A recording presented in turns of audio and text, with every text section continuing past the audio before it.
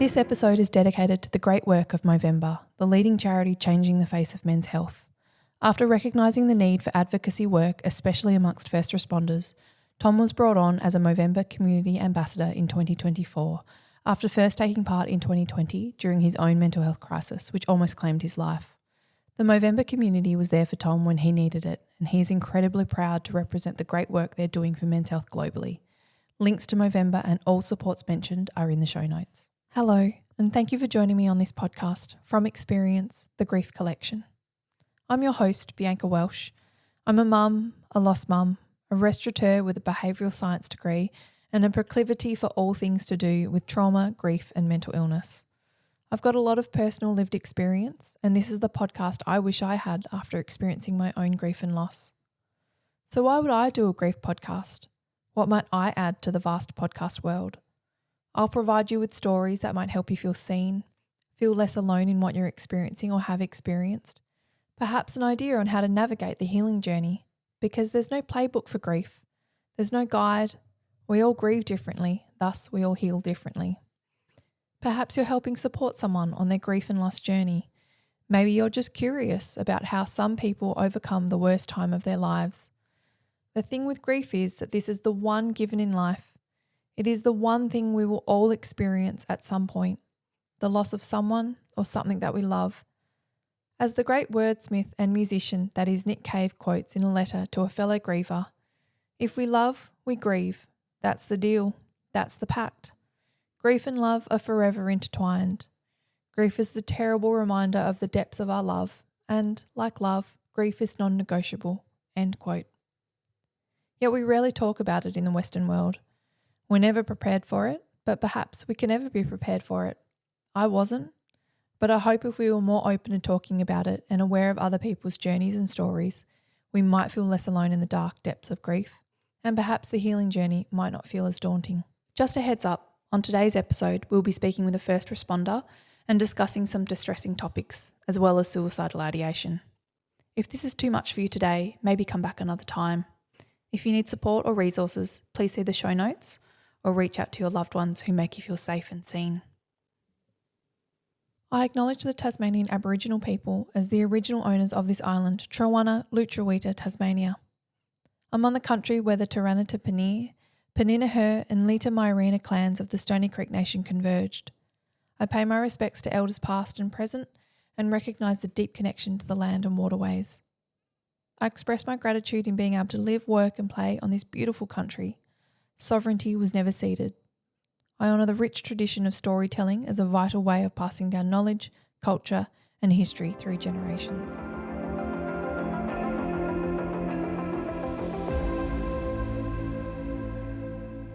Today we get to meet Tom, who is a member of the Tasmania Police, having joined in 2014 at the age of 19.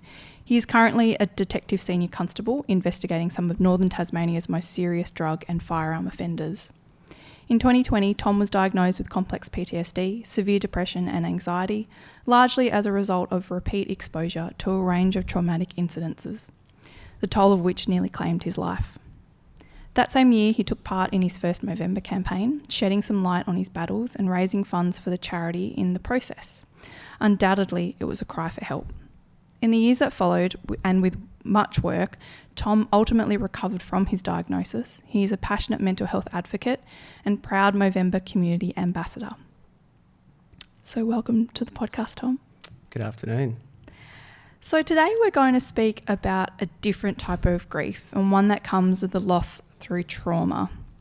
As the great expert David Kessler speaks about grief and trauma, he says that not in all grief is there trauma, but in all trauma there is grief. You lose something. There's a loss of something in a trauma. For me, I lost the safety of my body and had to grieve the loss of the world I once knew, the trauma through losing our son, and because it happened in utero, I felt it happened inside of my body. And so that was quite a grief process for me in the trauma element, aside from the grief of losing our son. And I was really curious to have a chat to Tom with all of his experience in life and through his work what it's like to experience trauma and loss in a professional sense, and then how that permeates into your everyday, into your being and deep within your soul. Let's start, Tom, with a little bit about your experience in terms of your own personal mental health journey, and then how the experience of all the incredibly traumatic things you've had to experience at work and how that's impacted you. Yeah, so it's has been quite a journey for me. The concept of grief for me as a police officer is something that I don't think is given enough thought or, I suppose, credit for just how much of it we surround ourselves with, how much of it I've surrounded myself with over the last 10 or so years, the toll that takes on you as a human being outside of what you do every day, outside of the badge, the uniform when you go home, when you're just yourself, you're just Tom. A wide range of grief, I suppose I've experienced, both firsthand, which I guess comes later in my journey, or at least the acceptance of first-hand grief that I experience comes later on. Whether it's the grief of having to deliver the news to someone that they've lost a loved one, the difficulties you face with your colleagues when they're struggling, you see them start to unwind due to their own battles. The later on, I suppose, track for me of accepting that I had lost a big part of myself, or a version of myself, that it took many years for me to get there, but there's a version of me that I grieve for and had to really work through grieving that version of me to accept that I wasn't that person anymore. And for better or worse, a lot of it for better, the growth that comes out of that and came out of that. It was tough, but a really important part of my healing was grieving a version of myself that suffered a lot, really struggled and wasn't very kind to himself. And that's a version of me that I grieve and have a lot of love for. How did you become aware that that was a significant loss? I mean, how did you feel that in your body and in your mind or in your behaviours? At what point did it come to light? Yeah, I suppose it wasn't immediately clear to me at all. I guess for me, I started to really unwind after 2018, an event there where I found a colleague that had committed suicide. I was already battling with a few things at that point, whether I'd accepted that or not. I don't believe I had, but I'd been the victim of some pretty heavy assaults at work and was struggling with trauma related to violence and the like, and then had a new type that I had to, I guess, start to process, being a grief and a completely different scope of trauma, I suppose. It took a couple of years for me to really hit, I suppose, my downside or my low point, and that came with the diagnosis of complex PTSD, severe depression and anxiety, which was hard for me to accept, not surprised at all, and I think I'd fought against that for a long time to accept that, based off the events that I'd experienced firsthand, that I was affected by those to such an extreme way.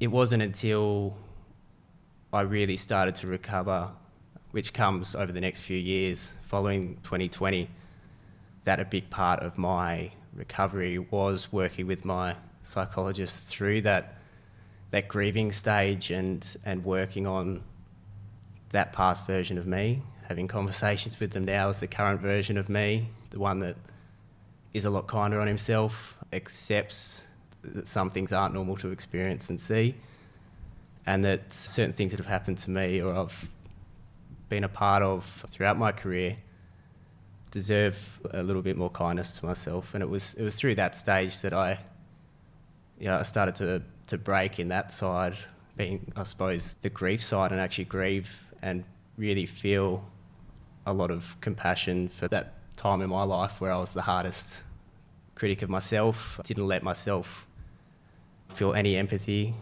I suppose, for myself, and didn't even consider what I suppose I was experiencing wasn't normal or wasn't necessarily okay for me to be feeling at that point.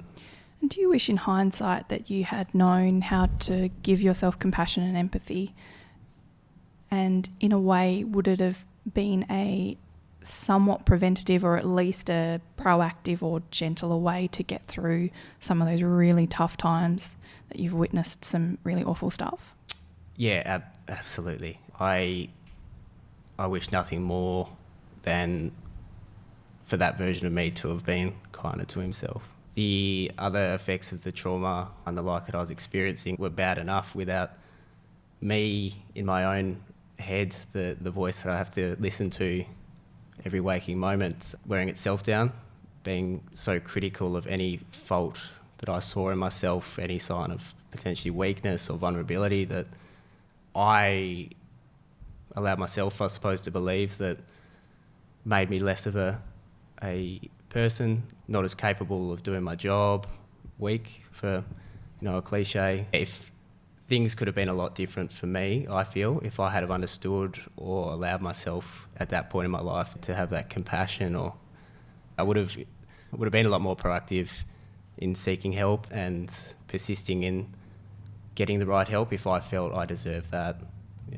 And is that innately a male thing? And is that part of why you love being involved with what you do, and even though it is very hard and confronting, such as the Movember stuff?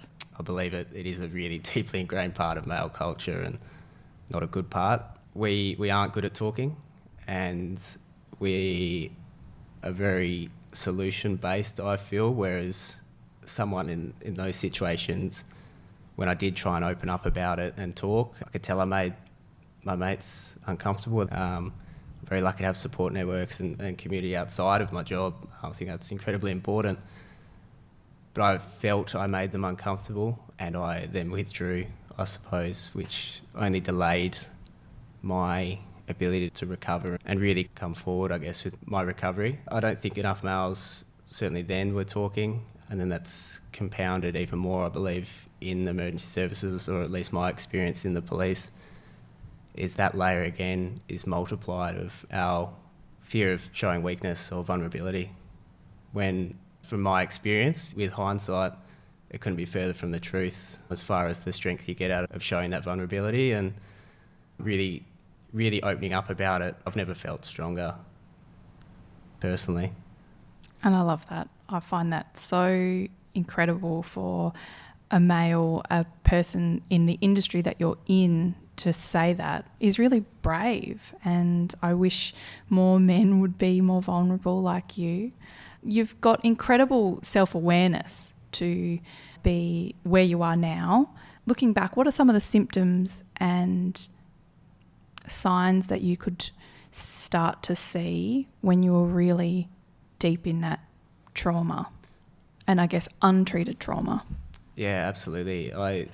This is a version of me that I did grieve, I guess. So we've spoken about before, is that I was trying to get help. I didn't know what I was trying to get help for. I just knew that my body something wasn't right with me really early on. And it may have even been sort of preceding the colleague that took his life, was going to a GP. I couldn't keep food down. And I was, at this point, I would have been probably 24, 25. I was keeping fit and exercising, and I just couldn't keep food in, especially on certain days. I was really struggling. So I went to the GP to basically talk about that, and really looking back on that, I had some pretty strong signs of anxiety, whether that was due to going to work or personal life. It was pretty obvious looking back on it. That's what I was experiencing, and I guess didn't have the conversation I probably needed to with that GP or two different GPs, that the questions weren't asked of me to go down that avenue of something I wasn't really aware of. I got some anti-nausea tablets and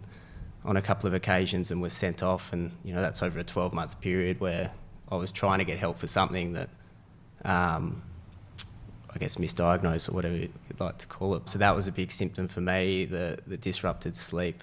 I really started to dissociate. It started off pretty slowly, but as things progressed for me, I really started to believe that I'd be better off just trying to deal with it myself, and pushed people away, especially the people closest to me. And over time, that really progressed. Another symptom for me was my deteriorating self-worth, and that compassion and any sort of love for myself just eroded. And so I didn't feel like I was worthy of their care and attention. I pushed a lot of people away, and then that turned into, doing it thinking I'll protect them if I was to keep getting worse and I guess eventually take my life. There was the irritability, the sort of the mood swings and the crashes I would get after basically any sort of heightened incident at work. I was still going to work the whole time through this and really put everything into my job. It gave me some purpose, and I really felt like it helped me going there. I now look back on that, it probably wasn't the case, but I was pushing myself through a lot, but basically my own detriment, my own health. It failed me in a lot of ways before I really thought I needed to get some real help. It terrifies me, the GP part of the beginning of that you went to 2 different ones and neither asked the right question. I mean, there's got to be a responsibility on the health world to be so much more trauma informed, and sadly the medical world is not. And had they have asked a couple of the right questions, would you say it would have brought it to light quicker? Oh, definitely. And if it hadn't have been that moment, if the questions had been asked, because I was at a point where I was probably in a fair bit of denial too, but I know I would have been able to answer those. They would have started looking at things a bit differently, and at the very least that conversation would have helped sow that seed in my mind too, that I would have come to the realisation sooner that there was more at play here than just an upset stomach for no other apparent reason.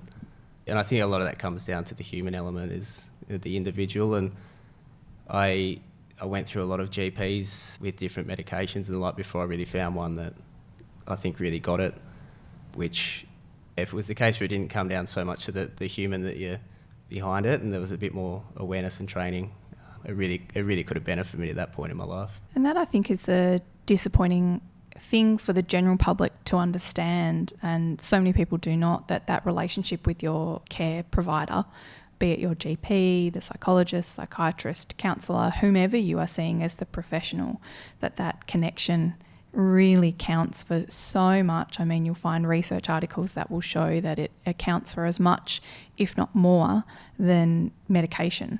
If you don't connect with that person, you're best to move on and find the next one that is the right fit. But sadly, that takes effort, it takes time, it takes money. We're all looking for a quick fix. Yeah, absolutely. And that's certainly from my experience, that quick fix wasn't there. And that's a struggle for the conversations I've had with a lot of people that many face. It was my 4th psychologist that was the one that really, I came out of that first appointment with her and went, well, this is different. I think this woman can save my life. The first one I saw when I finally went, okay, this job was bad enough that I have to see someone after this. There'd been plenty before, but this was a point for me where I went, I've got to try on this time. And after that appointment, it ended after 45 minutes of me relaying everything that had happened in that incident. I was reliving that trauma. I was also heavily dissociated, so I could feel it in my body. I was way up here, but emotionally, in the way I was delivering that, I was probably quite deadpan. I didn't cry. I didn't show emotion necessarily, apparently, because at the end he said, I think you're handling it really well. I'll send you a text in a few weeks and see if we need another appointment. And then he goes, before you leave here, I'll just set a reminder in my calendar to send you that text. And that was my first attempt at getting help. And I went and sat in my car after that and just thought, I'm done here, I think. If that's what help is, I don't want it. Basically, whatever happens from here happens. And luckily for me, whether it's the stubbornness in me or not, or the people around me, that I knew I needed to keep trying for their sake, because it certainly wasn't doing it for my own benefit, because I didn't really care for myself as things progressed. I kept trying, and it was the 4th one, and a couple of years after that first appointment that I finally started to feel like there was a way out. And it blows my mind that there are psychologists out there that don't understand trauma, or what's called alexithymia, showing no emotion, almost having no affect. And the psychology world now knows that in trauma, our brains will easily dissociate. There's a disconnect of our brain to our body, which is why I'll ask questions later about some of the healing modalities that have been helpful for you. But they're often found in things that will connect the body to the brain again. So things like mindfulness and yoga, even martial arts, have all been found to be extremely beneficial to a person's journey of healing.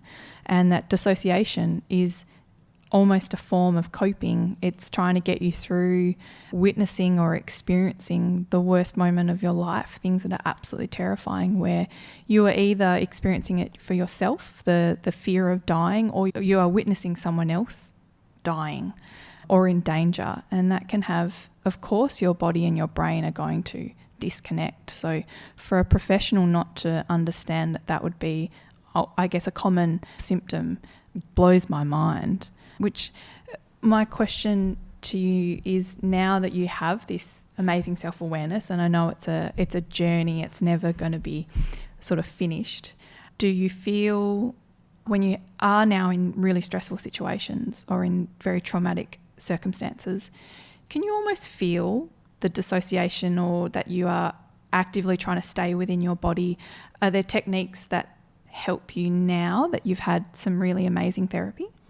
Yeah, in those, I suppose, really critical incidents where shit hits the fan, I suppose, and at a certain point would have really, in the moment I was always really quite good, and I choose to think high functioning and did the best job I could, but now it was after the fact that it would really hit me, and for days or weeks I could just be a different version of myself. Now, when those moments happen, simple things such as my breathing, I really draw attention to so that I'm not hitting those massive highs in that moment if I can avoid it.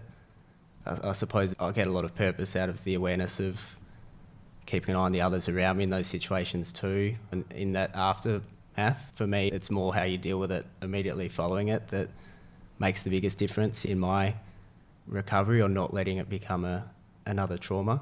And I guess I really got to test this. I was really starting to make good progress in my therapy and went to something that was by far the worst thing I've ever experienced, and it involves the death of a child. And I, until that moment, hadn't really got to test what having, I suppose, a good therapist and mechanisms could do to really stem that from becoming a deep-seated trauma for me. I was able to leave there and in that car start a conversation with my mate who was there with me, a colleague of mine, about what we just experienced, to call my psychologist, get an appointment as soon as possible, and also go through all those sort of grounding exercises just to try and bring myself back to me, I guess, as soon as possible. And just from the things over the next week or so that I was able to do with my psychologist, and just the awareness at home of how I was behaving and things I was doing that otherwise I might have just let snowball, that might be toxic coping mechanisms, like maybe having a drink instead of just, I guess, sitting with it and actually processing what I'd experienced, or not talking to the people around me about it that had either experienced it, or my partner or family. Actually going through and doing all of those things, and within a couple of weeks I was able to sit with what had happened, and you don't forget it, you don't move on, but I can live with it. And that was a real turning point for me in going, okay, I think I can stick with this, and I think others need to know that you can get help, and you can process completely abnormal things that you shouldn't have to experience, but it's the nature of the job, without it taking control of your life. And that's amazing for you to be able to have that capability to do that. And it is incredibly admirable. In my learnings through all my interest in trauma and grief, I enrolled after we lost Herb in a traumatic grief course, and I found it so incredibly helpful to understand that there's different ways of healing trauma, and there's different ways of healing grief. And ultimately, and this is the very basic, abridged version, simplified version, is that to heal trauma, you need to be with it and not in it. You almost need to sit beside it. Whereas grief, you've got to feel the feels. You've got to let that sadness and loss and pain be felt, but then how difficult is it to ascertain what is the trauma and what is the grief? And I think what you've described there is that you're able to sit, I guess, in both. You're able to sit with the trauma that it happened, you can't erase it, you're not going to forget it, but then you're also able to feel the grief of the situation and feel the feels and to be able to talk about it with your friends and colleagues and family. Yeah, that's an amazing way of putting it, really. I think that pretty much hits it right on the head. You've got to feel. Like, if you don't, which I tried so hard to suppress those emotions for so long, and being the sadness and the shock or the things you pick up from certain jobs, that it only compounded that trauma quite significantly. Whereas it doesn't happen often, but if you need to grieve or feel those emotions after a job, yes, there's a time and place. If you obviously don't want to be doing it in the situation for the sake of those that you do need to show that strength for, or be in the family or similar, but there's no shame in going away from something like that. I cried leaving that job. I have cried after a handful of other jobs shortly after, that they deserved, I think, that reaction from me, and me acknowledging and being kind on myself and saying, yeah, that's okay to show that and to feel that has helped me to no end. Yeah. And I know in my experience, and perhaps it is maybe different as in different settings, and maybe you're right, maybe it's not always professional or right for the family, but I know in my experience, knowing how impacted the professionals were with our situation, that they shed a tear, actually meant so much to me. And I know that my other lost mum friends also say the same thing, that when we found out later or at the time that maybe our obstetrician or one of the nurses or a doctor along the way were really affected by our situation, it actually, I don't know, there's a weird kind of allowance of weight that what actually that family is going through really means a lot. And I know that in the awful circumstance of the jumping castle incident here in Tasmania in the northwest, and seeing the pictures of the police, the emergency service workers, and how moved they were, I know that that hit the hearts of everyone around the world. And so I think to have that allowance for you to show that emotion to some families in the appropriate moment, I think would actually be incredible to their experience, because in terms of trauma, it's like the 3 E's of trauma, right? So it's the event, it's the experience, and it's the effect.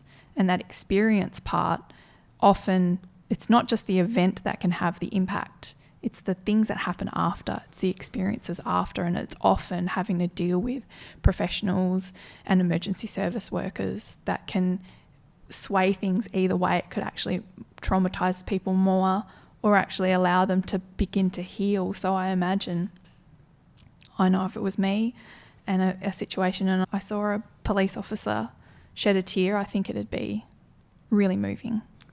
Yeah, and I know we see the images of Hillcrest and the like, and it feels so deeply for those people there, and I see that, and our immediate response is that is such an incredible sign of strength, and that we need to really hold on to that as seeing it's the human behind it, I suppose. I've shed a tear with a father. We found his teenage daughter after she'd passed away. You don't just get to let go of that moment and experience, and the showing the care throughout the process too is, I then for the next few months was, I suppose, responsible for investigating how that took place, and a lot of time with the family, and something that is so important to them, trying to find an answer, whether that's possible or not, to give them the best chance of any sort of closure is a privilege for us to be able to do that, and to be thanked by them at the end very emotionally for how I was with them through that experience. It's moments like that that are reminders of why you do this job. It's a real privilege. I think I want to acknowledge in our conversations about mental health and your experiences, and when you went to that that awful scene where the child had died, and I know you pushed your colleague out of the way because he had children, and you currently at the moment don't. That is such an incredibly selfless act, and I just want to acknowledge how amazing that is. Yeah, thank you. It's amazing, I suppose, what happens in those moments, and I trust that he would have done the same for me if he had been there first. It's at that point in my life, I still had young nieces and nephews the same age, and his little girls were as well. Any chance we have to look after one another and protect someone from experiencing such traumas, I think we need to take. But in that moment, it was a bit self-sacrificial, but I'd do it again, I guess. And he has been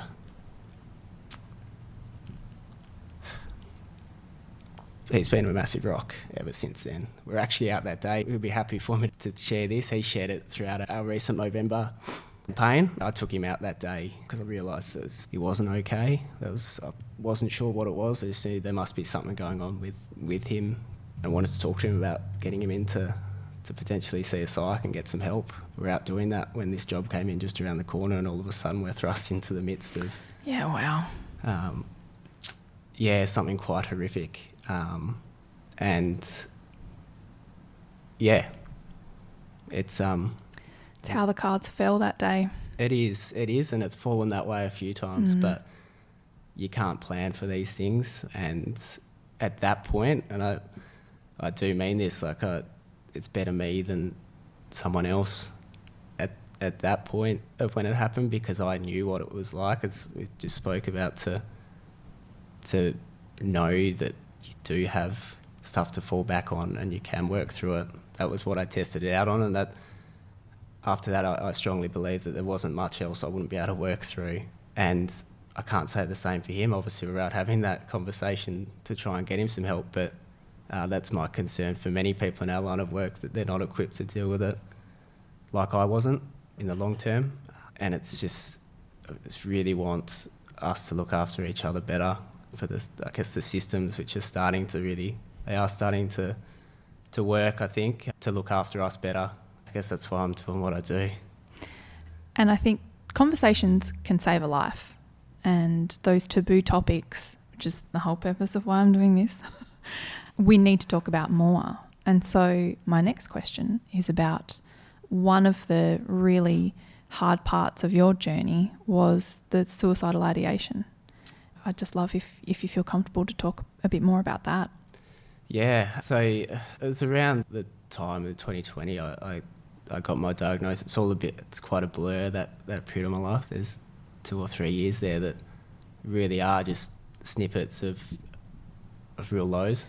Throughout 2019 into 2020, I really started to just wish I wasn't going to wake up, because it would just be easier than waking up each day and facing these feelings of being so low. I was heavily medicated. I was very alone, whether I was with people or not, I was very alone. I was so dissociated from what was happening around me, and life was just not enjoyable for me. It wasn't until a couple of years later when I started to work through these things that I accepted that these were attempts on my life, being an all too common theme with police being my police issued pistol. Just holding that to my head. I was working in a small country station and it wasn't loaded. I just needed to know what it felt like, and it didn't feel like anything. I was just numb. Got in the car to go home and thought, that was stupid. I'll never do that again. And then a matter of months later, I was doing it, but with a loaded pistol that time. And the thing that stopped me on that occasion was that it was a mate of mine that was starting the next day, and knowing that he was going to find me.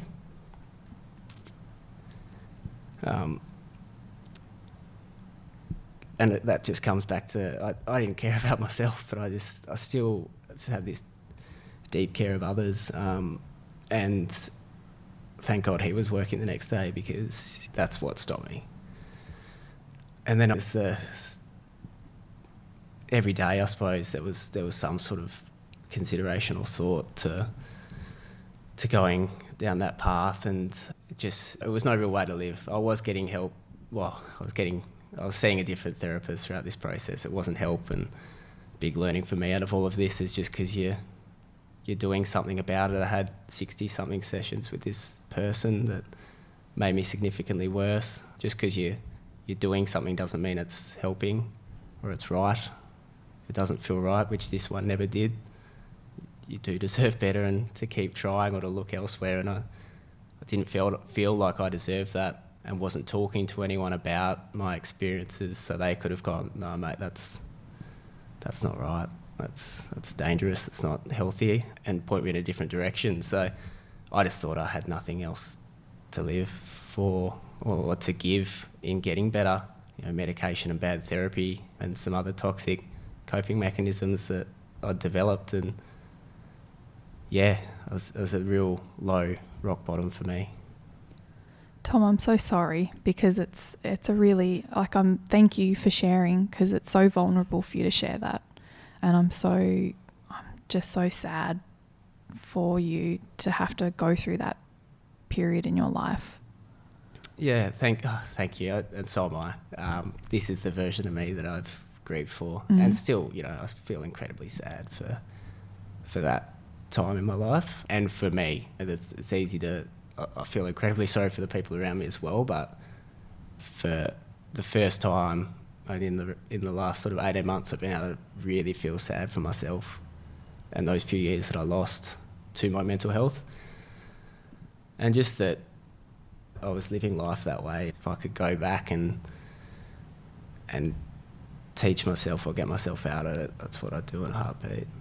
What was the thing that got you through day to day, hour by hour? How were you able to hold on to then finally find the right therapist and the right help? Yeah, it's a hard one. I think there's quite a few things that really helped me, and I'm very grateful for that. No matter how hard I tried to push certain people away, my family, they didn't make it easy. We are a very close family, and 2 nieces, 2 nephews, that they give me a lot of love and joy. At that point in particular, where I wasn't feeling much of that was somewhere I could still manage to feel it, was in them. In 2020, so sort of in the midst of some attempts on my life either side of November 2020, with my first Movember campaign, from a very hypocritical place, I put myself out there. Yeah, I wasn't okay, but in a very PG version, I suppose, of where I've come to since about being open about my experiences. I think I needed people to know that I wasn't okay, to make it that bit harder for me to disappear, because it was getting too easy for me to go. And that helped. I suppose that's talking about it on a scale. I don't use social media except for really that time of the year. And all of a sudden I've come out of nowhere and people are going, oh, he's not all right. Though I don't know whether it was a shock or not, but people being aware, and I guess that comes with talking, is they're going to make it harder for me to go away. People were trying to help me. I started to have some conversations that maybe what I was experiencing in my psychologist and the like, and the GP at that point, weren't okay, or I could do better. It's just a real drive, I think, for me, was just to get better for the others in my life, not for myself, because that love wasn't there yet. But luckily I had people around me that made it worth persevering for, and I gave it one last attempt. I remember thinking that this would be my last ditch at getting therapy or trying a different psychologist, and thank God it was such a positive experience for me. Thank God. Yeah. If you were to give some advice to someone who was basically living what you're going through, but they're trying to support someone like you, what would you suggest? Because I know that that's often what ends up being what people go searching for, is help for the person that they care about when they're really, really low. And they're medicated and they're seeing a therapist and they're on paper doing the right things. What would you suggest to do? if they're doing the things that to them seem like I suppose you should be getting better over time, and it's just not obviously occurring, then for me the biggest learning, if you're not making the progress or it doesn't feel right, is that it's time to move on and try something different. Your life is worth more than just persevering with something that isn't working, especially in that mental space. Is a really dangerous place to be, because the longer that dragged on for me without any sort of progress, or actually just regression, I suppose, getting worse, the lower your self-esteem, the lower your drive to do anything about it is. The sooner we can try something different, the better. It's just being there to listen. I know a lot of people really wanted to help me. No one knew what to say, and I pushed them away, especially my family. And people saying that they're really worried about you, I really struggled with that, because I was really worried about me as well. But there was no where to from there. It was just, we're really worried about you. We need you to know that. But that just fed that anxiety in me. I guess I asked those hard questions that really, once you say it out loud, aren't that hard. Are you thinking of harming yourself? Are you suicidal? That, to me, felt like it had a lot more care in it than I'm really worried about you, because that's someone that is willing to confront, I suppose, that really tough question. It's what they're thinking, and then just trying to find out what they need. But you've got to be gentle, I guess. That's so great to hear. I'm a mental health first aid instructor, and to hear that, because that is our advice through the course, is to ask those questions. If you think someone is suicidal, ask them outright, and people will answer honestly, because it's just a conversation. Yeah, absolutely it is. And that, I really feel, asking those questions, and whether it is, are you suicidal, or are you thinking about harming yourself, or are you okay? It opens up a much better conversation, or potential conversation, to progress to somewhere, than just expressing concerns, I suppose, or just not being confident enough to talk to them. If you think they're feeling that way, there's a fair chance they probably are. If it's someone you know really well and you've seen over time that change, if it's a loved one or friend, there's a fair chance you're on the money there if you know them. And so that question really could save their life, or be a real turning point in them going, I'm actually not, I think I need to do something about this. Absolutely. It is globally accepted that it does not put the thought in their head or give them the idea that we're often sort of perpetuated in movies and media, like, don't ask the question. Actually, we need to just ask the question. Yeah. And for the person asking it too, you have to be prepared for what comes next, but you just have to take it where I think that person needs it to go. Just trying to take that where they need it to, without you being the one to give them answers or solutions, I think as men in particular, from my experiences, very solution-based, where you need to, you need to quit your job, or you need to leave your partner, or you need to do all this and this. That's not what that person needs to hear. They don't need your idea of whatever's happening in their life. Is this like it's some easy, quick fix to just get rid of everything? They just need you to listen. And to sit with it, and whatever discomfort you're feeling pales in comparison to what the person who is unwell is actually feeling. And I try and remind myself that, particularly with James, my husband, who we've talked about before, that he has a really long mental illness story and continues to do so.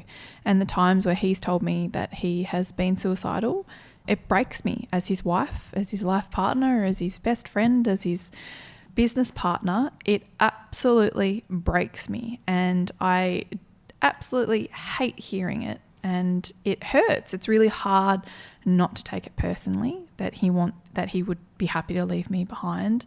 But in that moment, your mind isn't rational, your emotions aren't rational, nothing that you think makes sense. You are in so much pain, I'm assuming, and you can correct me here, is that you're in so much pain, you just want it to end. It's not about other people in that moment of being really suicidal. Yeah, absolutely. And yeah, when I was at those points, I wasn't thinking of my parents. anyone in my life that I loved or needed to be here for. I was so consumed by those thoughts that nothing else made sense other than the fact that I just need this to end. The fact he's able to tell you he's feeling that way is incredible. It shows how much love he has, from my perspective, how much love he has for you guys. It is such an isolating place to be, where that can feel like a rational and a solution to the problem, really, because it's so far from it. It's tough, and that version of me never got to tell anyone that, and I wish I had have, because I think that would have really helped me to be able to say that. And that's, yeah, I think that's a measure of strength too. It's horrible to hear that you've had to hear that from him, and all the emotion that comes with that. I really feel that if I had have been asked the question or been able to say that myself in that point, though, that my connection to others would have been strengthened. And yeah, it's tough.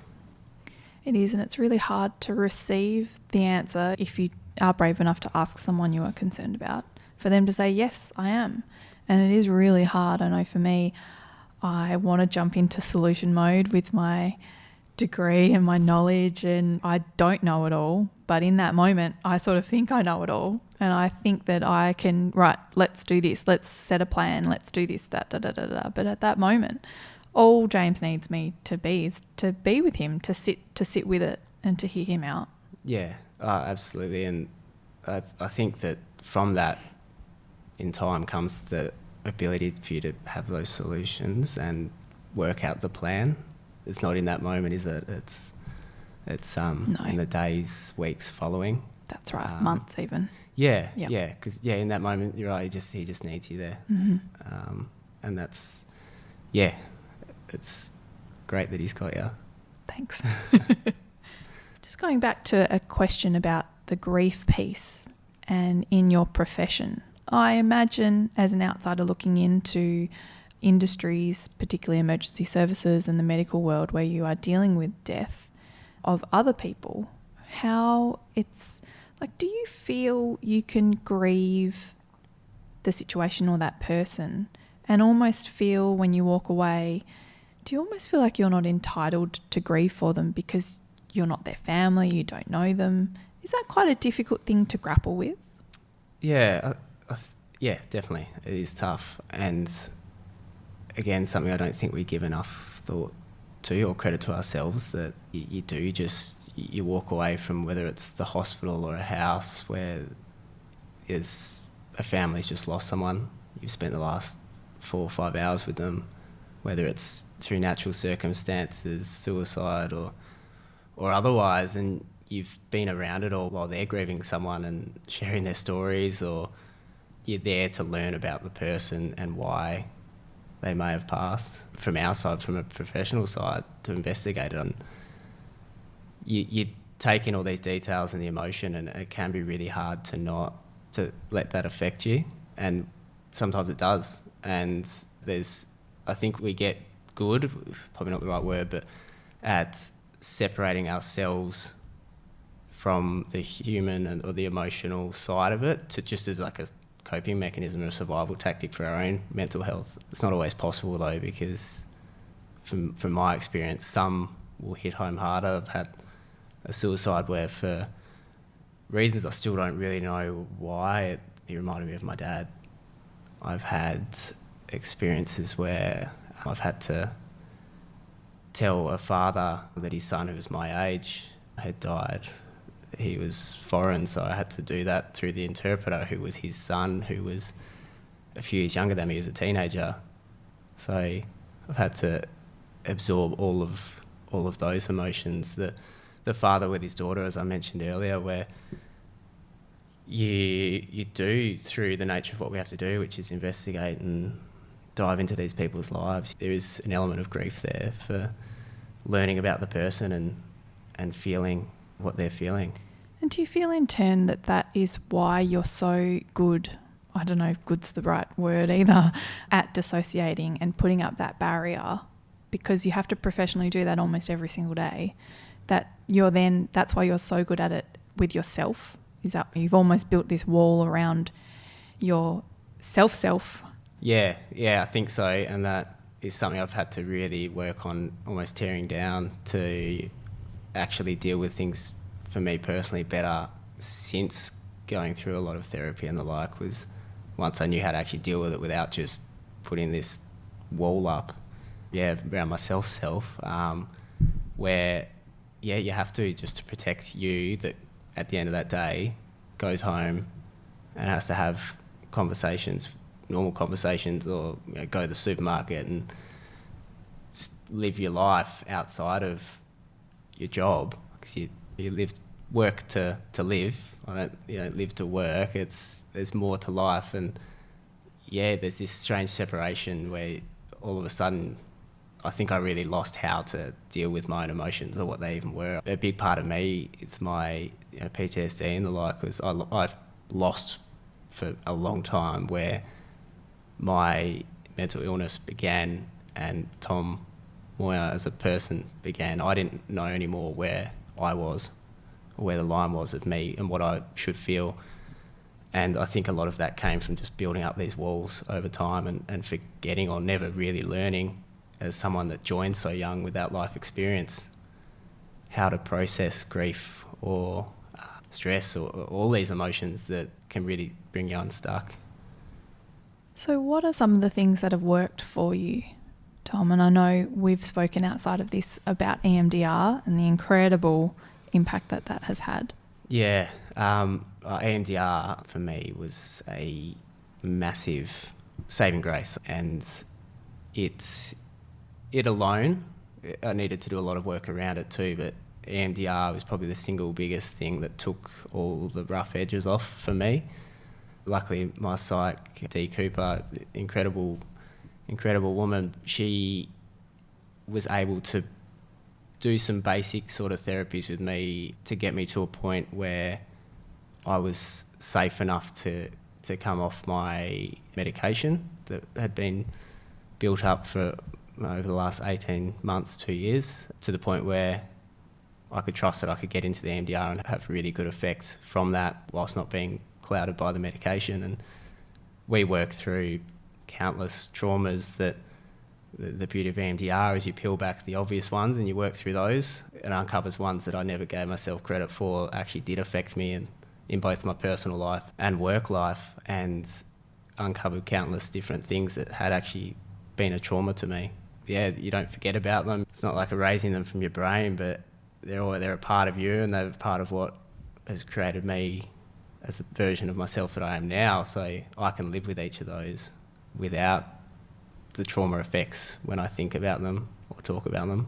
They might still make me sad. They might still upset me in different ways because they are upsetting things, but they're not traumas anymore. It was amazing stuff. It's incredible. So for those that aren't aware, EMDR stands for eye movement desensitization reordering, and it sounds almost like voodoo because you follow the therapist's finger whilst they talk you through not a rigid script, but there's certain things that they will ask of you throughout that therapy. Tom, can you explain how maybe one has felt? Like what did you experience? Yeah, it's a roller coaster. I think from the beginning with EMDR, like, my natural reaction was to fight against it because, like you say, it feels like it's voodoo. Like you're following movement with your eyes or similar sort of vibrations with your hands, and it just doesn't feel like it should ever work. You're not saying much. There's not a lot of talk involved, which is really good, I feel, for a lot of people, especially when you're not that comfortable talking. The incident, say a suicide that I had to work on, you basically try and work through the trauma to find where the most disturbance is in that, to know what to work on, so you can start to process that part of the memory. For me, my mind straight away went to the mechanism of the suicide. It was quite a disturbing sort of scene, and most of my sort of reactions once we'd work through the really disturbing thing was to break down, to cry, or to really process the emotion that I guess buried. But I just wasn't getting through it with this one. The more we tried to just keep working on it, I was getting further and further away feeling like I was going to be able to work through it. And that after a while, essentially, each time you reset, your base D would ask, what are you thinking now? And you'd sort of go with it. You work through that. So I guess it's trying to find the natural flow of what actually is the part of this memory that you need to work on. And it took a long time, but after, I reckon, 20 minutes of just getting frustrated, not being able to get anywhere, my mind went to how hard I was on myself for how I'd actually shown emotion at that scene. And this is this is right at a turning point of my trauma, as far as where it became really deep-seated. Was, I showed emotion at that scene. I actually threw up, and I was so hard on myself after that. And that was what I needed to work through. Wow, I find it so fascinating what you were saying before about how EMDR is often, there's not that much talking, and that how research has shown that not always talking about traumas is helpful.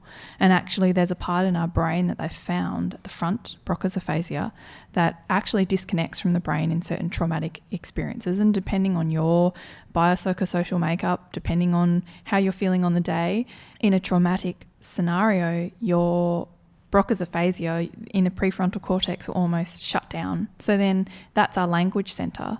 So often in a lot of circumstances, you'll hear people say, I don't have words to describe what I experienced, or I can't describe it to you. And that's often because our brain has literally shut down.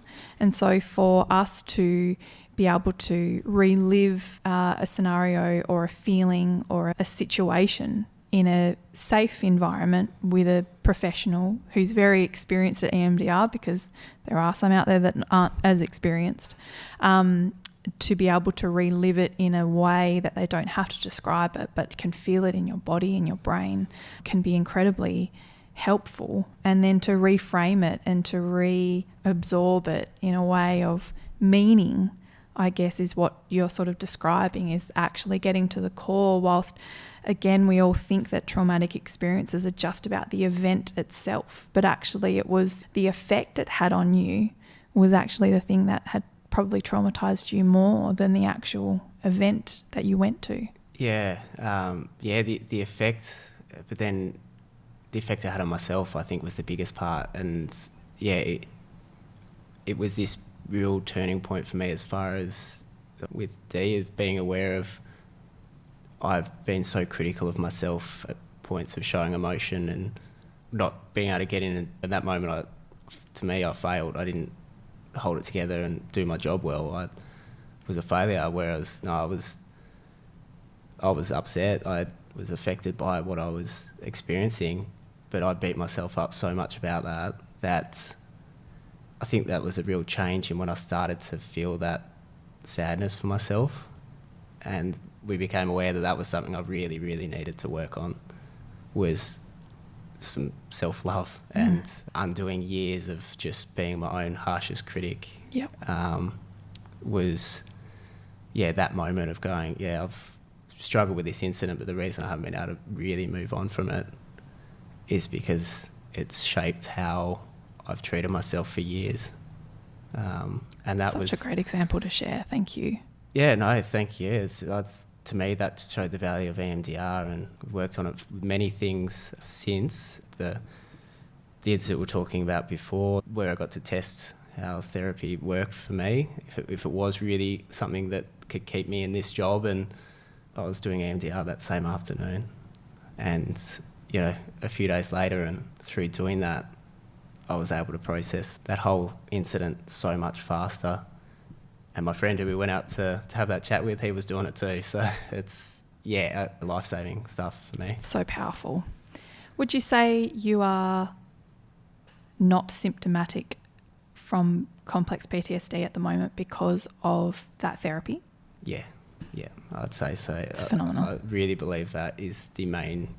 we've done plenty of other things, but a lot of them have been around, I guess, education too. The more I knew about myself, the more I could get better at dealing with myself moving forward, if that makes sense. But EMDR, as far as softening all the sharp edges of trauma, all the symptoms that are I guess the really visible ones, the anger, irritability, the mood swings, the physiological ones too, I guess the tightening of my chest when I talk about things, the shaking, that sort of stuff. Like it's taken those away. Yeah, it's very powerful. What are some things that haven't worked for you? Talk therapy. For me, for example, that first appointment I went to where all I did was relive, which is that, the incident I talk about, where I became my own worst critic. All I did was go in and talk about that job and left there internally with a lot of trauma symptoms, which I still didn't know what trauma was at that point, or what it felt like, because no one had educated me and I hadn't educated myself. Did you feel right back in that moment? Yeah. But without the visible reaction. And that's the scary thing with trauma, is that our brains almost lock into being right back there. Yeah. Our brain tricks it into being right back in that, and that we're almost trapped, and then it'll keep on repeat unless we start doing those sort of healing things. Yeah, which is scary. So the talk therapy really didn't. And you say like you don't know how to put something into words when you've got a trauma or so many different ones, as I found out. How do I put any of that into words or know where to start? So that with the trauma side of things really made me a lot worse. The other psychologist was doing a lot of neurofeedback, which was incredibly dangerous. But a little bit of talk therapy, that was not good for me. There was which we won't go into too much. I think the antidepressants and the like served a purpose for me at a point, because the other things weren't happening to smooth the edges around my symptoms. So I needed those, but after some time they became a real hindrance once I started to get proper treatment to actually, I guess, the brain fog. It sort of hindered that. There's quite a few things along the way. There was certainly I wasn't drinking in excess, but I would every day probably need to have a beer or two just to cope. There was medication to sleep, that sort of stuff. So my quality of sleep wasn't there, but a lot of them necessary things at that point, I think, because the fundamentals weren't there, but they were never going to fix me long term with what I was experiencing. I did a bit of like trauma-informed yoga, which actually was probably, in those really bad moments, was one of the better things that I did, because that would sort of soften things for me a bit, help ground me, make me less heightened, and have a little bit of, I'd feel more present after doing that. So that was something that did really work. I think my stubborn perseverance, luckily, was probably the biggest kicker in all of that. I did get diagnosed with ADHD sort of on the tail end of my recovery, which never would have been a consideration for me or my family growing up, with, I guess, how things have progressed as far as what ADHD looks like, and seeking, I guess, treatment, medication for that has helped. We could do a whole episode on ADHD. We could do many, many episodes, I think, on ADHD. Have you seen Gabor Mate's take on ADHD? No, I can't say I have. And I think it's really interesting for those that are diagnosed as adult ADHD. His take on it, and this is a very simplified version, is it's more a coping mechanism, because when you're in a traumatic situation, you often can't escape it, particularly for you when it's your job. You have to face those traumatic situations. You're not allowed to run. For children, when they're kids, they've got nowhere to go. If you're 4, 5, 6, 12, 14, where are you going to go if you're experiencing childhood abuse or a disrupted home? So his take on it is that it's actually a coping mechanism, because what are you going to do? You're going to start to distract yourself. You're going to almost dissociate and think about other things while you're having to live it. So I think it's really interesting to think about that as being diagnosed with adult ADHD. It's just a lot.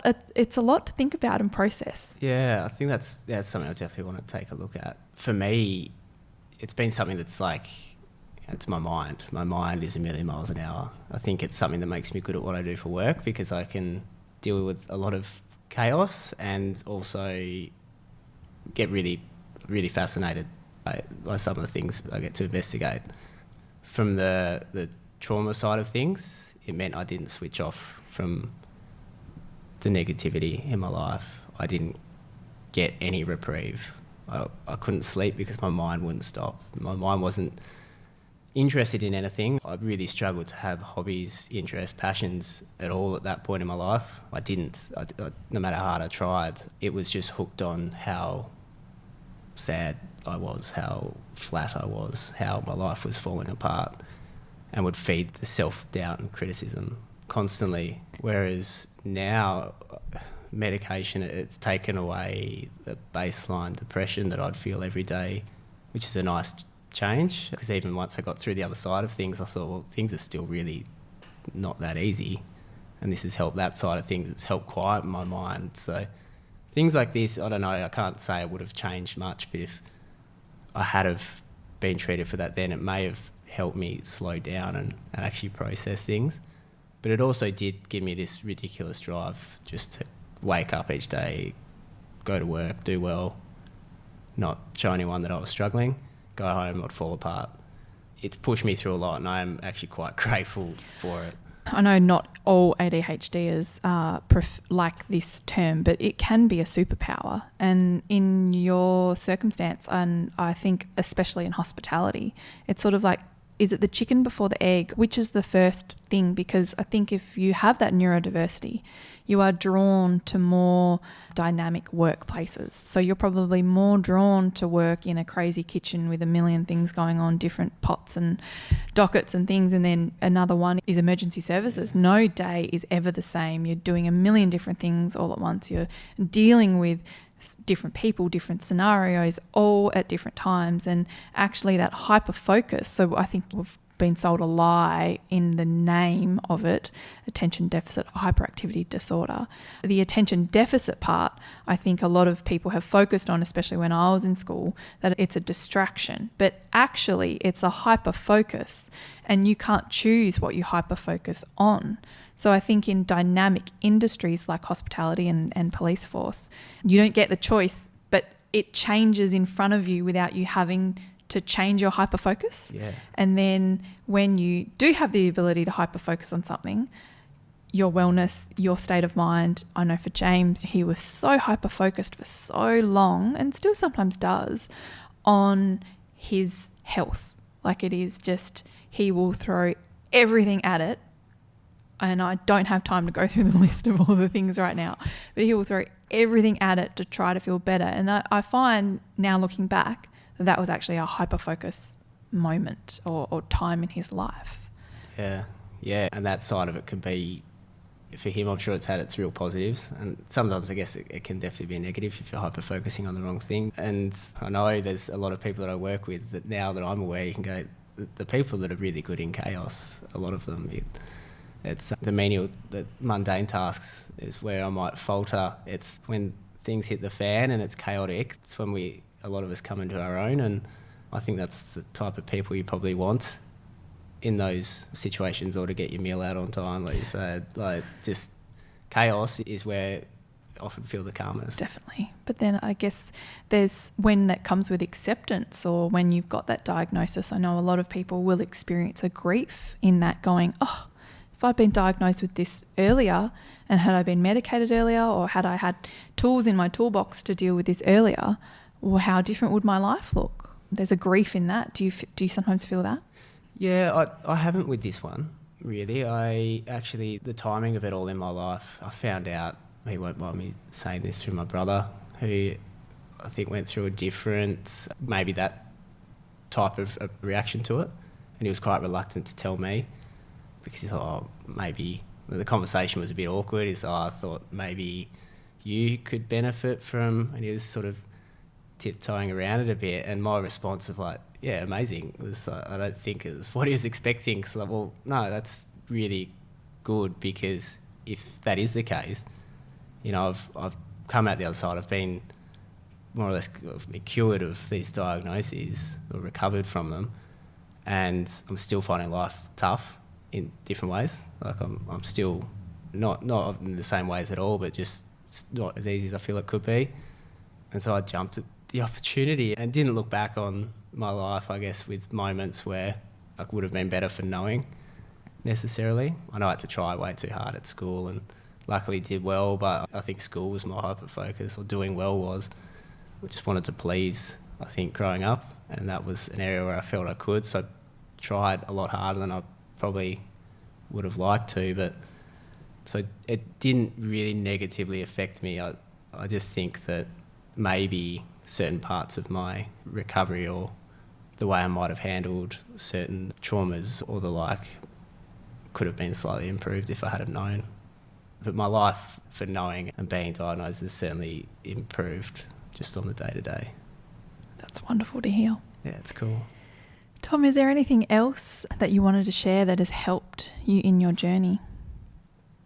I mean, the being open, repairing relationships, being able to talk about my experience with the people close to me, and afar, I suppose, now, it has really helped me. Being able to have some really tough conversations with the people closest to me that I pushed away through that period and heal has been amazing. Conversations I wish I had been able to have through that time, but just wasn't equipped to. Yeah, talking now, things are still happening. I'm still working as things are going to keep happening, but yeah, can't underestimate the power of a good conversation, but also, I guess, just the ability to put a positive on such a dark time for me, I've personally found really helpful, and seeing the way it's been able to empower others around me to do the same, to seek help. Yeah, it can take a bit of a toll, as in, for me, just as a, not a pressure, but like a putting yourself out there, I suppose, at certain points, but the value has been amazing. So yeah, talking, and we'll continue to do it until I can't anymore, I guess. Tom, thank you so much for sharing your story and your journey. I really appreciate it. Thank you. Thanks for having me. Thanks.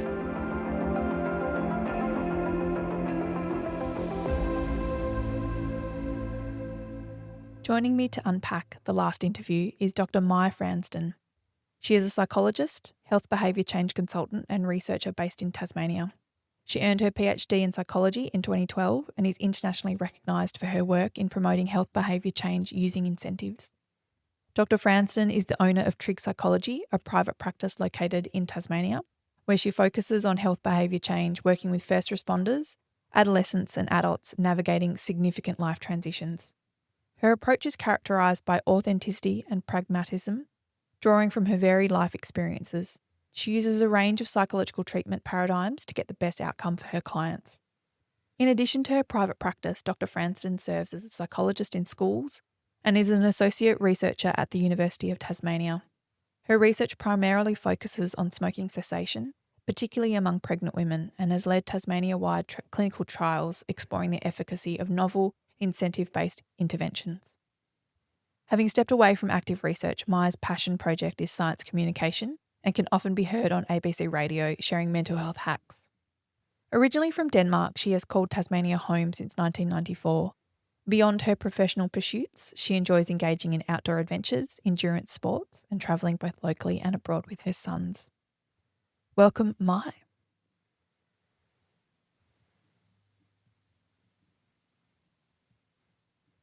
Hello, Maya. Hello, Bianca. Welcome. Thank you. Thank you very much for joining me. So I'll chat with Tom. There's so much there to unpack. I'd like to start with your views and experience with the difference between grief and trauma, and your experience of, do you think that in all trauma there is grief?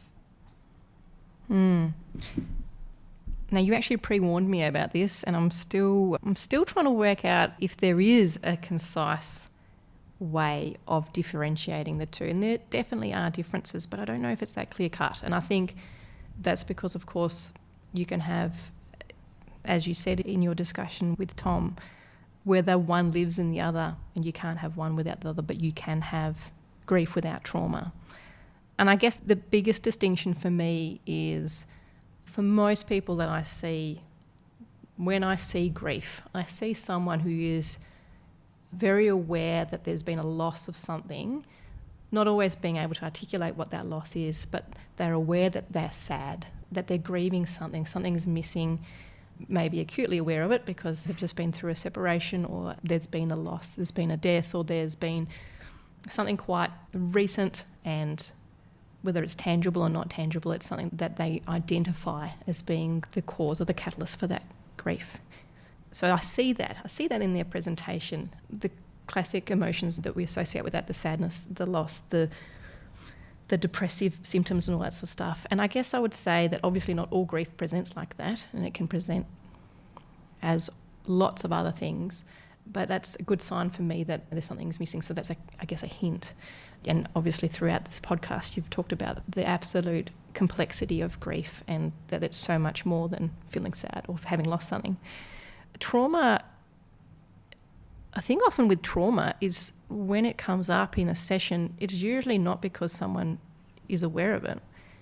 It's something that when it's a ghost of the past that they haven't realised is still impacting them today. And I guess that's the main distinction I'm thinking of now, is that often trauma, it's not something that they've been able to conceptualise or think about, because otherwise they would have done it, but it's something that comes up in session as something they hadn't even realised was attached, that it's something that hasn't been processed properly in their past. It's because it was such a unique episode that the emotional, the physiological, the experience of it was fractured in that moment, and that they couldn't conceptualise what was going on for them in all of its entirety. We see this with emergency service workers, we see that of children of childhood sexual abuse and all that sort of stuff. It was just too much for them at that time to process. And yet even though they're not thinking about it still, they don't think they're thinking about it, it's coming up later. And I don't think we necessarily need to know. I think most people have experiences of both, and I think just an insight to what it is, whether we need to name it as trauma or grief, is always that useful. In my experience with what I've been through, and then some extracurricular learning about trauma and grief and doing a traumatic grief course, Frank Anderson, who is a practicing psychiatrist in America, I think he put it really interestingly to me, which kind of helped me frame it up in my mind, was that, and this is really, really simplifying it, is that healing trauma and healing grief is different. And my recent workshop with the great Bessel van der Kolk, he basically confirmed that they are very different things, but he almost didn't have a clear answer either. He basically said, I can't really answer your question because it is so complicated. But to heal trauma, you have to be with it and not in it. And to heal grief, you have to be in it. You've got to feel the feels. And I think that really helped me understand the things that I needed to, or I wanted to work on for myself. But then there's moments and there's things through my journey that, and I think in all the people's journeys that we've spoken to thus far, is which is the trauma and which is the grief. It's so intertwined. It is so complicated. So I think it's a really interesting topic to just kind of sit with, I think, and for people to consider which parts are very traumatic and that need to be integrated, and then what parts of their story and journey perhaps need to be healed, because I don't think every part of people's journeys can be healed. They are what they are. You can't go back and change what happened. Some things are just so incredibly overwhelming, they'll never be healed as such. So I think it's a really interesting thing to sit with and think about. Do you feel that a lot of people might not realise, I mean, I think Tom's story is remarkable in how he's able to articulate some things through his journey, that he did grieve that person that he wished he was, or that wasn't, or what he has missed, or what he has lost. Are there many people, do you think, that realise that grief is a part of the process sometimes of understanding what they've been through? Yes, absolutely. And just to reflect on Tom's discussion with you, like listening to that, I had such a pang of all sorts of things, including I was just so angry to hear that he had, you know, for someone to actually come and see a psychologist most of the time, they've reached a place of, for a lot of people, because unfortunately of our culture, although it's changing, of feeling like they're almost at the point of giving up, but they'll give it this choice, or they can't work it out themselves, so they need help. And so that's such a vulnerable position, right? And then for him to have that experience of not getting effective help and support, it's really heartbreaking. And I'm just so thrilled that he tried again, and is now able to sell that message. I think for a lot of people, it requires a lot of growth and working through things to be able to look back. There needs to be almost a sense of, that's the past, this is now, to be able to reflect back and grieve that person. So to see that he's able to do that, for me, that looks like he recognises that that was a different time. And I'm so pleased for him that he's able to do that, and how important it is to be able to have compassion for that person now. So I think that's I think that grief for that person, for that Tom, for that season of his life is really helpful for him in being able to have that perspective. And we talked about trauma before, and that's what's missing with a lot of trauma, not recognising that the threat or the pain that was happening back there is no longer present. And so I think that's a clear distinction. And it brings me to something that I want to talk about that Tom brought up. With the benefit, hopefully, of growth and working through a really difficult time in our life, we have regrets or shame or embarrassment, or we wish we had done something differently because of what we now know. And I guess I want to reiterate how incredible we were when we're in those moments to even do what we did, and to have compassion for that person that you were, and to be gentle on yourself for the decisions you made at the time, because trust that you made them with all the resources that you had at the time. And that if you're in that position again, you probably would make the same decisions. And a bit of the neuroscience behind it, like what you did at that time was what you had to do. We'd talk about fight, flight, and freeze. For most of us, that was freezing is the best survival strategy we have at the time. And this comes into some of the other conversations that you've had with these incredible people.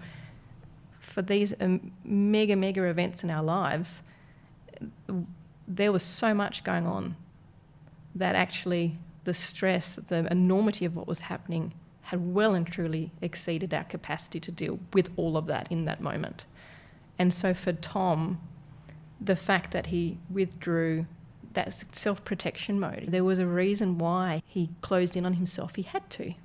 That was what he needed to do to survive at the time. And it's the same as when I work with people who have turned to alcohol or other drugs or other quick fixes of dopamine. I never judge that, because actually it's probably because of the 6-pack every night or whatever it was, the 2 bottles of wine, that they're still alive.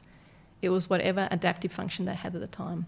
Now, sure, there are more healthy adaptive factors, and hopefully we can work through that. But I guess my main message there is just to be, if you're in the position of looking back and grieving that part of you and feeling sadness for that part of you, to be able to hold that at the same time as having an enormous amount of respect for that person for doing what they did when really they were totally out of their depth of what resources they felt they had at the time. Yeah, no one chooses to become an addict. They're either trying to escape or they're trying to feel something because they feel so numb from what they've been through. In terms of, especially with your work with people that are constantly re-traumatised because of the nature of their job, can you talk a little bit about how adaptive that coping mechanism is? Such a good point. And in working with emergency responders, I'm just so in awe of what they do, but many of the time they are AMBOs or cops or fireys, whatever, and parents and brothers and sisters. And so it's not just their workplace, but it's the engaging with various roles that they have. And like we can say that for so many of us, right? But they're working, especially these incredible women and men are working in incredibly unique environments that most of us thankfully won't be exposed to. And so how do you deal and cope with that? And when I'm working with anyone who's experiencing chronic levels of stress or who are exposed to stress a lot in their work or in their life, is to really help tease out the difference between the thing that's causing them the stress, so the stressor, whether that be work stresses or family stresses, relationship stresses, or their role in going to emergencies, and really helping them understand. Most of us get this, but I think really spelling out the fact that there are stresses that cause a physiological stress response. And they're very separate things. Just because we might get rid of stress, someone might go to an emergency and that's dealt with, and then they go to the next job. That doesn't mean that your body has fully gone through that stress response cycle. Now, thankfully, we're not in charge of that stress response cycle, because otherwise we'd all be dead. So the reason we're still alive is because our body pumps us full of chemicals to make us, run, fight, or play dead to get us out of a situation. So thankfully, we have no control over that. And the cool thing about it is quite mechanical, and that we know that, and I think most of us would have felt this, that absolute shot of adrenaline when something happens. Now, that could be a near miss in a car, or that could be your kid throws a ball at your face and you barely miss it, that sort of stuff. The shot of go juice, if you like, in your body is the same, because it's basically an involuntary parasympathetic response to get out of there, get out of danger. But what happens for people who are chronically exposed to stresses is that they, for various reasons, can't actually complete that cycle. And so what happens is that and there is an adaptive reason for it, they push it aside. They basically don't process the fact that their adrenaline's going, all this stuff, or they have really good mechanisms for doing that to allow them to go to the next job, the next job, the next job. If something is impacting you immensely, but you're about to go to the next job, or the example I give is, let's say you're home caring for your kids and you receive a phone call that absolutely floors you. You've received some bad news.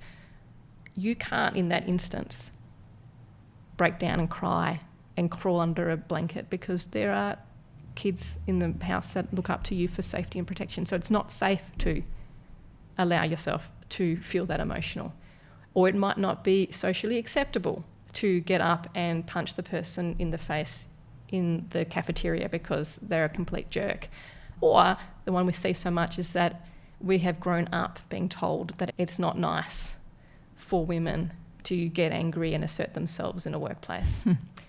So we repress these responses. Now, that's an adaptive reason, because otherwise we would get in trouble or get hurt or whatever. But what happens is, if we continually deny ourselves the ability to feel, to complete the stress response cycle, it builds up, it builds up, it builds up. So when working with emergency service providers or someone who's dealing with chronic stress and they come to see me, it's really just going back to those basics of going, where in your day, if we have to stretch it, where in your week are you able to release that? Because it is a physiological response. And so because of that, usually it's exercise or moving your body that allows you to complete that and to get that out.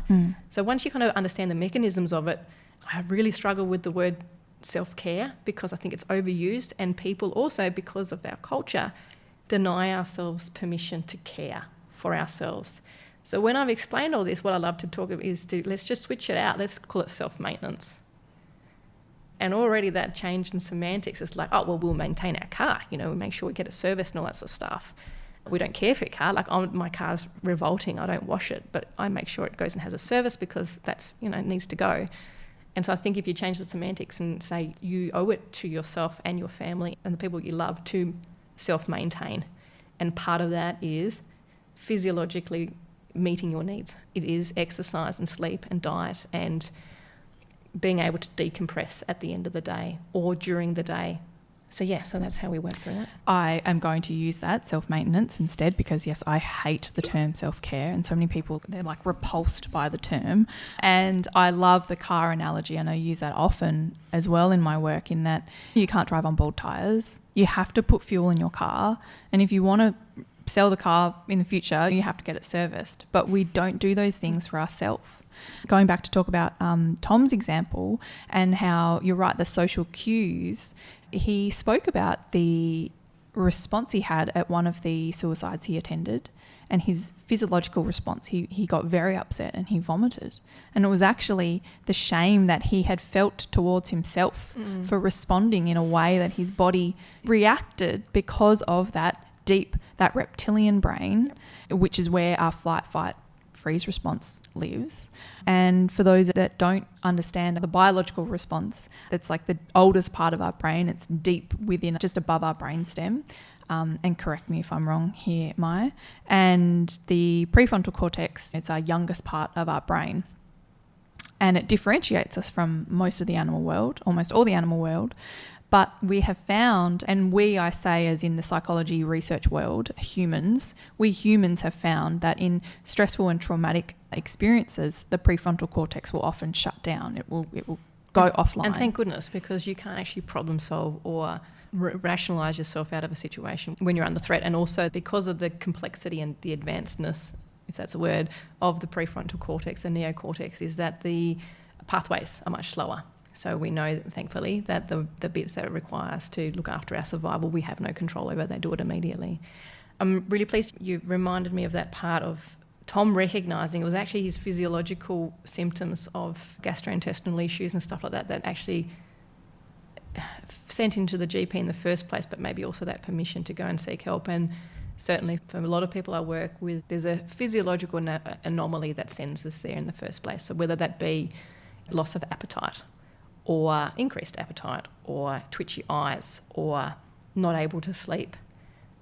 For me, I've shared with you, I knew that there was a time in my life when I probably needed to talk to someone when I had a very big emotional outburst because the vacuum cleaner wasn't working. So when we are noticing that physically, physiologically, our body's behaving very differently, being extremely teary is one of my, I'm being extremely teary over this thing, something's not right. Again, just shows us that this is absolutely such a process. And I think one of the reasons with people who are really good at identifying stresses, stress responses, and maybe good at the self-care / self-maintenance, sometimes because we're so good at it, we don't listen to the cues. So whether that's mental health professionals or medical professionals or emergency service responders, they're usually the ones that are burning out because their job is to care for others. So they see this, but they don't see it in themselves, or they don't give themselves permission. So often it's the people who have jobs caring for others, children, colleagues, families, they're the ones that deny and ignore that. And the main reason for that, which comes back to Tom again, is because they don't feel like it's safe to feel those feels because they want to be able to care for others. Because if we go down, then who's going to look after all these other people in our lives? But of course the irony is if we go down, then we can't look after those. But and again, it's not to blame ourselves for that if it does happen. But yeah, that's often why these people come completely broken, because actually they've tried really hard and have succeeded for a long time in dealing with all this stress, all the stressors, but their body's gone, we've had enough, mate, you need to go and get yourself looked after. It's such a great point, and having that self-compassion and self-love and allowance to accept that you can't always care for everyone, and you have to allow yourself to feel those feels and to express it, and the body keeps the score. Yeah. It's often referred to in the trauma world that it's a disconnection of body to brain, and that a lot of the modalities of healing trauma or attempting to heal trauma and thus grief is things that connect us to our bodies. Things like yoga and martial arts and drama and all these really interesting things where it's not just about talking about our loss, talking about the trauma, because often we don't have words, and we've certainly heard that in some of the interviews, that there are no words, and that's often because our language centre is in our prefrontal cortex, which we know goes offline, which means that there can be a biological and physiological reason why we don't have words to describe what we've experienced.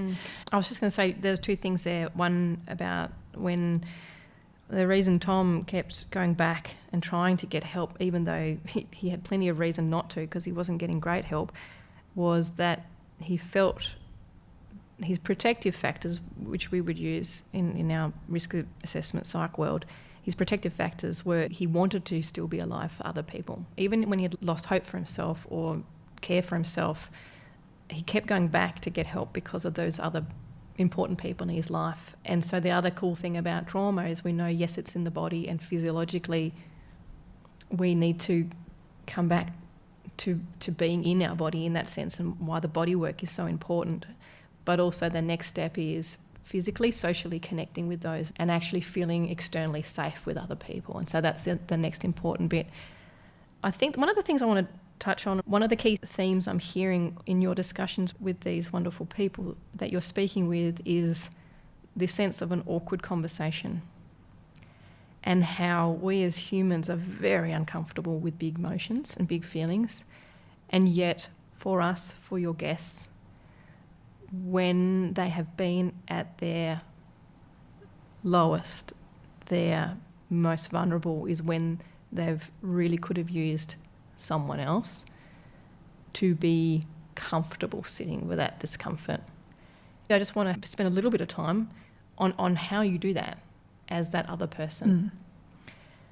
And I think Tom mentioned there were some people in his life who it was because of them that he's still here, or he had wished that someone had that conversation. You shared your own experience with your husband.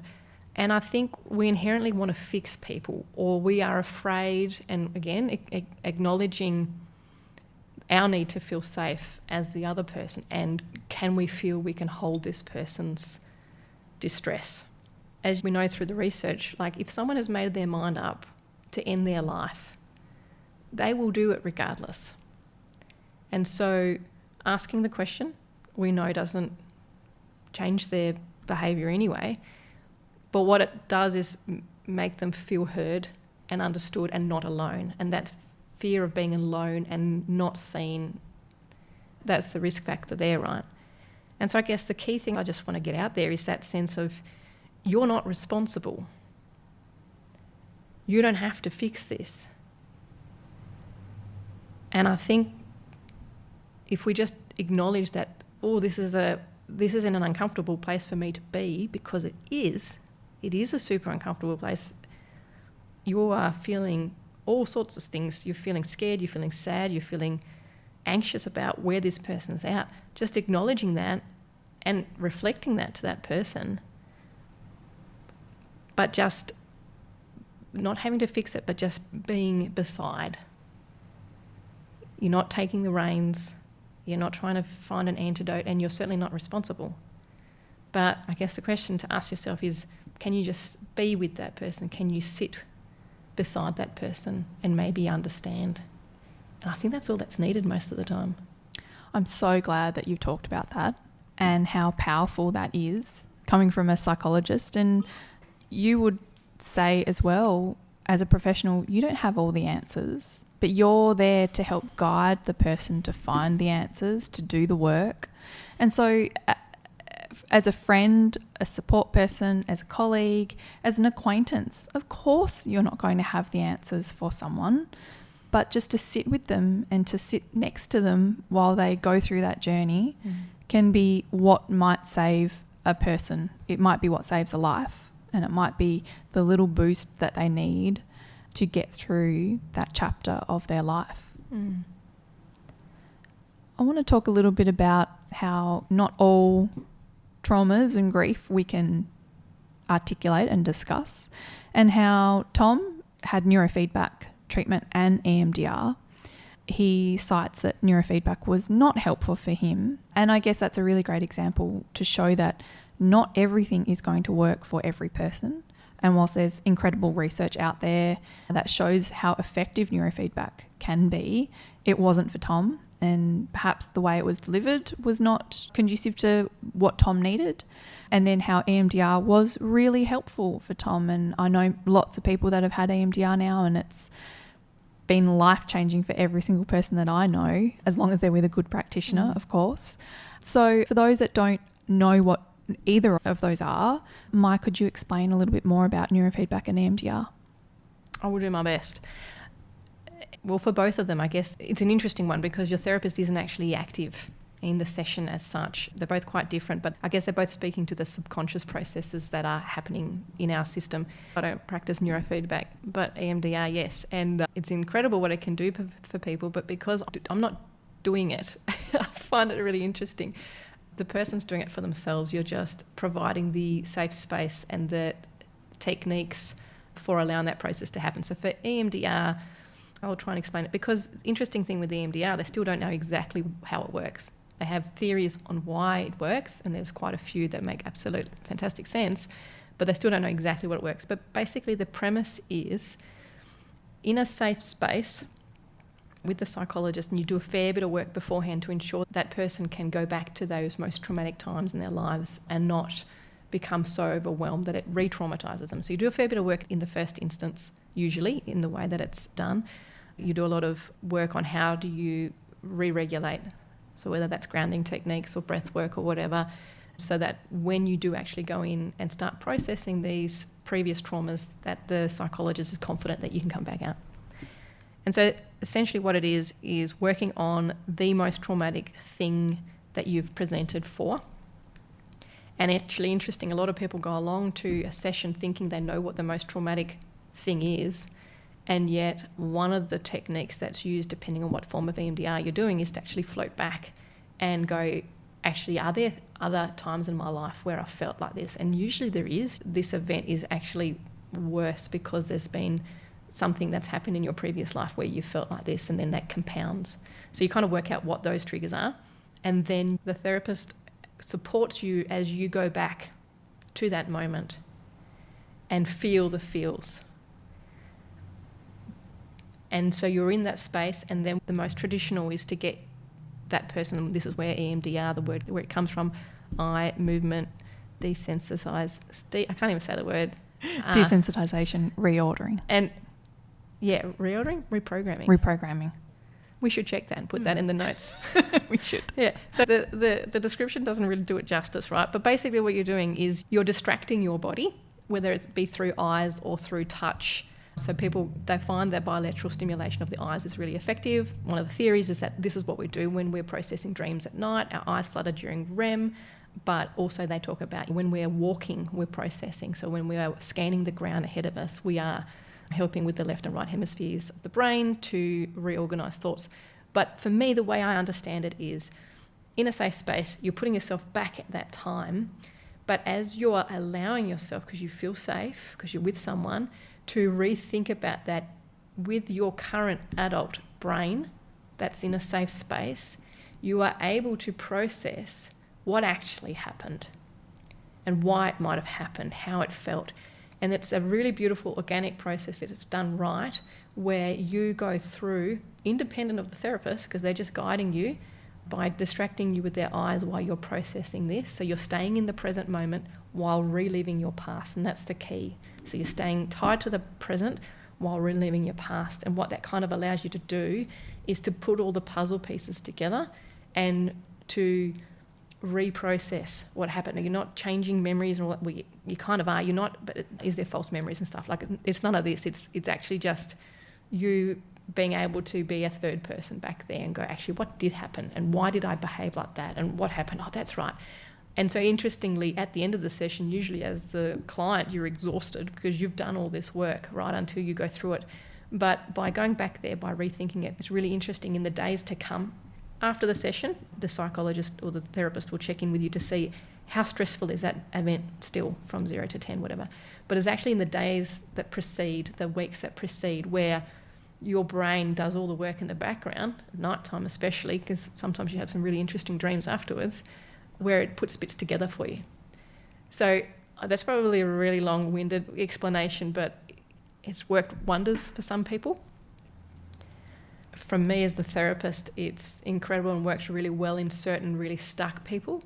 It can be a really quick, efficient process. So one of the things is you can get a lot of progress in whatever is keeping you stuck, the traumatic episode, in like 6 sessions compared to 12 months of therapy.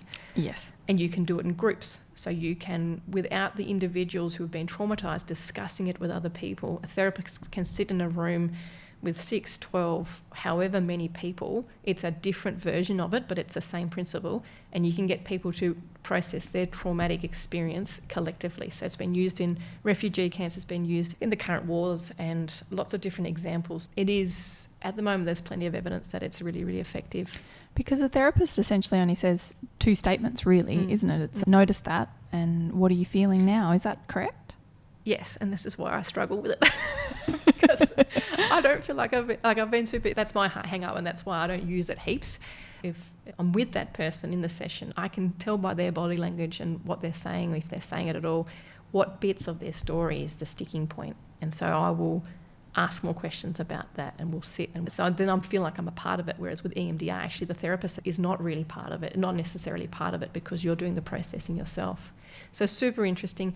I've had people I know have EMDR treatment, and it's almost like they are floating above their body and being able to witness what they're working on and reframe it, as you said, reintegrate it. It's not a false memory. It's not changing the event, but it is realising, and in a lot of literature, they always use examples of child sexual abuse, because I guess it's an example that we can think is one of the worst examples we can imagine, and how I guess a lot of adults who have experienced that in their childhood will often say they feel they brought it on themselves. They always have a lot of shame and guilt. And then in EMDR, they are often able to reprocess it and realise that it was never their fault. They were the child. They were trapped. They couldn't escape. And then they're able to just accept it more, reintegrate it into who they are, because it happened.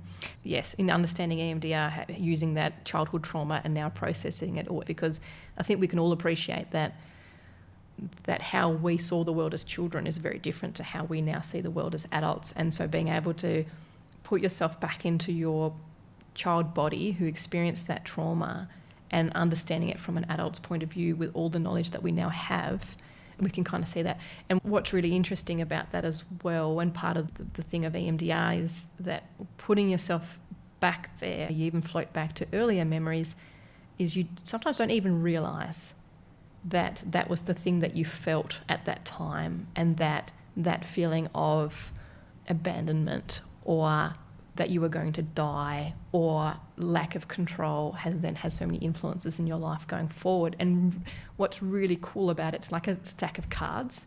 And so if you're doing the long version of EMDR, you pick the 10 most traumatic times in your life and you start with the biggest one.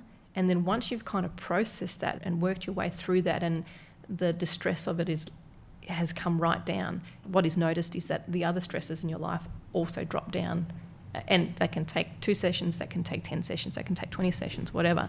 But because you've processed that one, it's kind of like pulling the thread, right? And then the rest of those, you're able to, the impact of the other ones is identified and unravelled, if you like. I find it so fascinating. And for my husband, James, who's done a lot of EMDR and certain things that he's worked on, and then perhaps maybe one of the topics he's worked on, and then it comes up maybe in a situation maybe a month later, particularly self-worth for him is a common theme.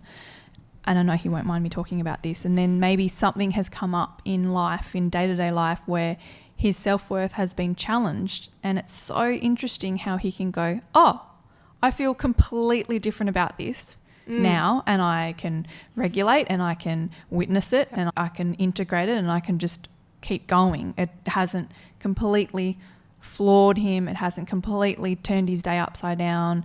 It won't send him into a spiral. He can acknowledge it and just keep going with his day. And it's remarkable the impact that this does. And essentially, it sounds like hypnotic stuff. You're literally looking at your therapist's fingers. Yep, it's either fingers. So I guess all you're doing, the main thing is that you're distracting yourself while you're feeling the feels. So it's kind of like you're kind of dissociating, right? You're kind of pulling that apart. So whether that's you following a particular eye movement, and it has to be quite stimulating. So some people need to follow it really quickly with their eyes. Some people need to do the eye movement and tapping as well. So it's kind of like you're forcing a dissociation so that you can go back there to a really traumatic time and go through that without fully going back there. So you're staying in the moment. It's like you're tied to the present moment through that physical distraction, but you're going back there and feeling the feels, and then they kind of fall together. Yeah, it's kind of cool. Incredibly fascinating. Yeah. Neurofeedback, I'm not practiced in it, but I know a little bit about it from the research that's been done. It's not widely available to your average person on the street. I know a lot of defence and veteran affairs programs and bigger organisations do it and adapt it, but it's not something that you would necessarily find in a private practice in a regional town. But it's identifying that a lot of the processing we're not even aware of that's happening, and especially for trauma, where the research suggests, the understanding is it really does actually alter the way we experience the world and experience ourselves. So the neurofeedback, it's channeling into our electric waves, if you like. That's not a very good term for it, but our brains are this beautiful bits of electricity and energy and all sorts of cool things that's going in that we don't even fully understand, and it's tapping into that aspect of it. So it's kind of like a hands-off therapy, if you like, and I think for some people who have tried everything else, they will seek that service out. Am I right that it's almost like a video game and you're hooked up to all these things on your head, and if you start to get heightened, it will try and focus your attention to sort of one thing? It retrains your brain to what neural networks are good for you, if you know what I mean. So I think that we can certainly reflect on Tom's chat as being a remarkable story, and his vulnerability is something that is a gift, and I'm very grateful to have been able to have that chat with him. Absolutely. Thank you so much for your time, Maya. You're welcome. Thank you for listening. This podcast is dedicated to my son Herbert and to all the fellow grievers out there. I'm sorry that you're here. Be kind to others, but mostly to yourself. Before we wrap up, I'd just like to mention that whilst I do have a degree in behavioural science and have spent years educating myself and researching the topics of trauma and mental health, I'm not a licensed therapist, counsellor or psychologist. Everything I share here is based on personal experience and things I've learnt through education. This podcast is for informational or entertainment purposes only and isn't the substitute for professional advice. If you're struggling, please reach out to a GP or a qualified therapist. You're not alone, and there is help available.